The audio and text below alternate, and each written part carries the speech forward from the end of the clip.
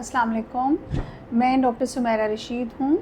मैं associate professor of dermatology हूँ और फ़ातिमा मेमोरियल हॉस्पिटल शादमान में काम करती हूँ और इसके अलावा अपने पेशेंट्स के लिए अपने प्राइवेट क्लिनिक्स पर भी अवेलेबल हूँ।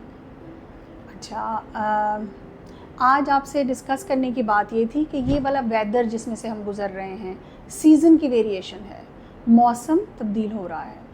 इसके लिए जैसे ना हम बहुत सी मेंटली प्रिपेयर रहते हैं चीज़ों के लिए। फॉर एग्ज़ाम्पल हम सब जानते हैं, एज अ पेरेंट भी हम जानते हैं कि ये बच्चों के फ्लू का मौसम है। इसमें बहुत आराम से बच्चों के गले ख़राब होंगे, नज़ला ज़ुकाम होगा और फिर कुछ अर्सा बच्चे तंग रह के ठीक हो जाते हैं। उनमें से किसी की कॉम्प्लिकेशन ज़रा ज़्यादा हो जाती है और कोई बच्चा जल्दी ठीक हो जाता है। सो मच सो कि आपने ये भी कहते हुए सुना होगा एक दूसरे को कि कोई बात नहीं, मौसमी बुखार है, ठीक हो जाएगा, मौसमी नज़ला ज़ुकाम है, ठीक हो जाएगा। ये बात बिल्कुल ठीक है, ऐसे ही होता है। लेकिन कुछ स्किन की डिजीज़ेज़ भी ऐसी हैं जो कि किसी ख़ास मौसम के अंदर ज़्यादा पाई जाती हैं। तो हमें उन ख़ास मौसम के अंदर उन डिजीज़ेज़ के बारे में ज़्यादा केयरफुल हो जाना चाहिए।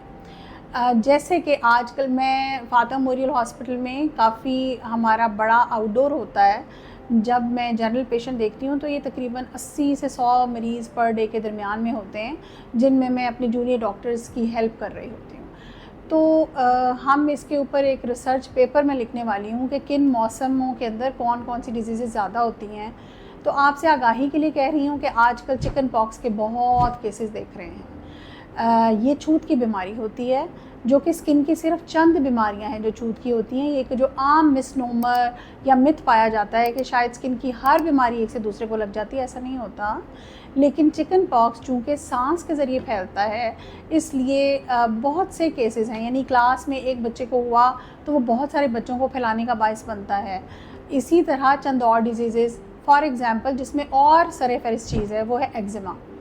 एक्जिमा का बच्चों में केस ज़्यादा होते हैं, लेकिन वो सारा साल कंट्रोल में रहते हैं और जब वेदर चेंज होने की चीज़ आती है तो वही प्रैक्टिस जारी होती है, लेकिन एक्जिमा ख़राब हो रहा होता है और एकदम से डिज़ीज़ आउट ऑफ कंट्रोल जाती है। पेरेंट्स आम तौर पे बच्चों को मॉइस्चराइज़ कर रहे होते हैं, अब वो आके ये कहते हैं कि वही मॉइस्चराइजेशन हमारी जारी है, लेकिन ये पता नहीं क्या हो गया है कि बच्चा इरिटेबल है, वो रोता है या उसको इच होती है, वो सारी रात सोता नहीं है। ये इसलिए कि चेंजिंग वेदर में बॉडी की अडेप्टेबिलिटी में टाइम लगता है।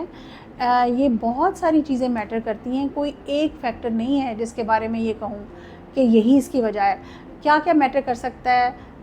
हवा में नमी की मिकदार कितनी है, हमारा टेम्परेचर क्या है, टेम्परेचर कंट्रोल क्या है। फॉर एग्ज़ाम्पल आप कितने ठंडी जगह से कितनी गर्म जगह पर रैपिडली मूव कर रहे हैं, आप कैसे कपड़े पहन रहे हैं, क्या वो सूती कपड़े हैं या वो मिक्स क्लोथिंग है, आप किस एनवायरनमेंट में ज़्यादा हैं, और इस तरह का और बहुत सा कुछ जिन पर इन सारी चीज़ों की डिपेंडेंसी है। तो अगर आपका एक्जिमा भी किसी एडल्ट का या किसी बच्चे का इन दिनों में ख़राब हो जाता है तो उसको आप लोग इसके लिए पहले से मेंटली प्रिपेयर हो जाएं कि जो फ्लू की तरह हमें इसके भी कुछ ऐसे अवामिल करने पड़ेंगे जिससे हम इसको काबू में रखें। इस तरह की और चंद डिजीज़ेज़, फॉर एग्ज़ाम्पल आपको डेंगू के बारे में तो आप सब जानते हैं। डेंगू भी एक ऐसा ही बीमारी है जो इसी मौसम के अंदर आएगी और चेंजिंग वेदर के अंदर हमें ज़्यादा तंग करेगी, क्योंकि यही मच्छरों का मौसम है। आप देखिए ना, जब बहुत ज़्यादा सर्दी आ जाएगी तब भी मच्छर मर जाते हैं, जब बहुत गर्मी आ जाती है तब भी मच्छर मर जाते हैं। तो ये जो चेंजिंग वेदर है, आजकल डेंगू देखना शुरू कर दिया हम सब ने, और मैं यही एक्सपेक्ट करती हूँ कि अगले चंद दिनों के अंदर या हफ्तों के अंदर डेंगू की तादाद खुदा न खास्ता बढ़ सकती है। तो इन सारी बातों पर भी कुछ स्किन की और भी ऐसी डिजीज़ हैं जिनमें एक्सेसरबेशन या क्या कहना चाहिए कि कंट्रोल जोन को हम लूज़ करते हैं। इन सारों के लिए ना करना हमने ये क्या है, सबसे पहले तो मेंटल प्रेपरेशन है कि अगर ऐसा हो जाए तो पैनिक करने की कोई ज़रूरत नहीं है। बिल्कुल ऐसे जिस तरह अगर नज़ला ज़ुकाम हो जाएगा तो हम पैनिक नहीं करेंगे। इसी तरह अगर एक्जिमा ख़राब हो जाएगा तो हो सकता है आपको डॉक्टर की मदद की ज़रूरत पड़ जाए इस वक्त। अगर नहीं तो आप कम अज़ कम इन मैनूवर पे ज़रूर आ जाएं। कॉटन की क्लोथिंग करें, मिक्स क्लोथिंग ना करें, अपने बॉडी को एक्सेसिव स्वेटिंग से बचाएं, ड्राई रखें। जब गीले हो जाएं तो पंखे में जाके उसको सुखाने की बजाय बराए करम कपड़े चेंज करें ताकि ड्राई एनवायरनमेंट मिल सके एक्जिमा को। इसी तरह डेंगू में के बारे में तो आप सबको एहतियाती तदाबीर पता हैं। पानी को खड़ा ना होने दें, मच्छरों के सोर्स पर काम करें, इंसेक्टिसाइड स्प्रे करें और अपने आप को महफूज रखें, बच्चों को महफूज रखें, पूरे कपड़े पहनें, आउटडोर में जब भी एक्सपोजर हो तो पूरी क्लोथिंग करके जाएं। इसी तरह कुछ और बीमारियां जिनके बारे में मैंने आपसे कहा कि ये भी इस मौसम में बढ़ती हैं, वो चिकन पॉक्स है।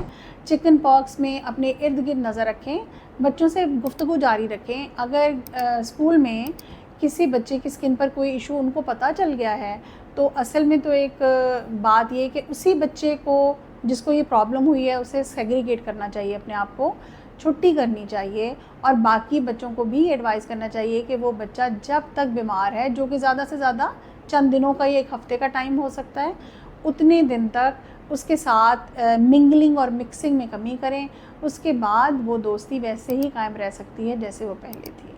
तो ये मेरा एक सबको एक पब्लिक अवेयरनेस का पैगाम था।